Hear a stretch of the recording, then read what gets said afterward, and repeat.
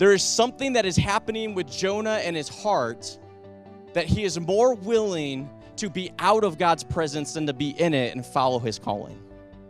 He'd rather flee from the presence of God. And here's the thing is like God calls us to do things. God calls us to hard things. For Jonah, this was incredibly hard. It was incredibly difficult, right?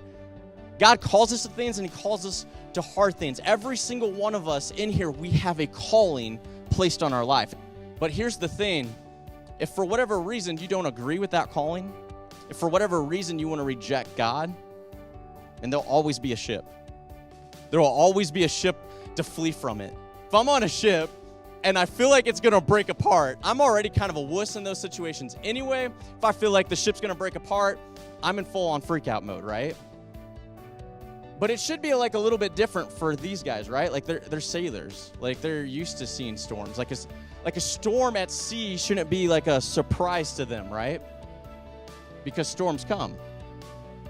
And I think like we could say the same thing for our lives, right? Like we're aware that storms are going to come, right? We're aware that it's not always calm seas. We're aware that stuff is going to happen in our life. Your faith in God is an anchor in your life. This is why it is so hard to do life without God.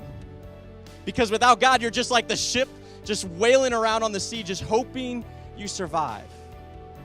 But with God, you have an anchor to throw down.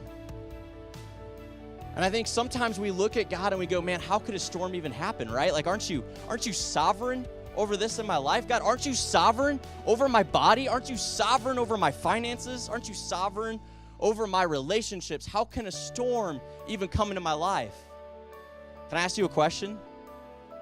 How do you know how good an anchor is without a storm? See, there's a purpose to the storm. Jonah had fled God. The purpose of the storm was not to destroy. The purpose of the storm was direction. It wasn't meant to destroy him. It was meant to make him go in a different direction.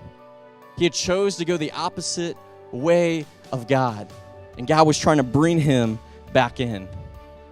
And I think this is what's so interesting about the book of Jonah, is the book of Jonah is like an incredible look. It's like an incredible like expose into like what it means to be human. Like you see it from like maybe out of all the books of the Bible, you see it from like one of the most humanistic standpoints.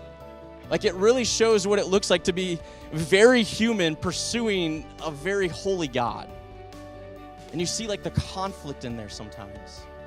This book is full of all kinds of things of what it looks like to be in one of the most hopeless spots of your life.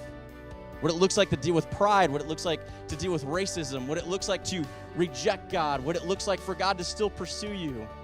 In many ways, it shows like the rhythm of the Bible, this idea of a God that comes to us, and then we have a choice whether we want to love him or reject him.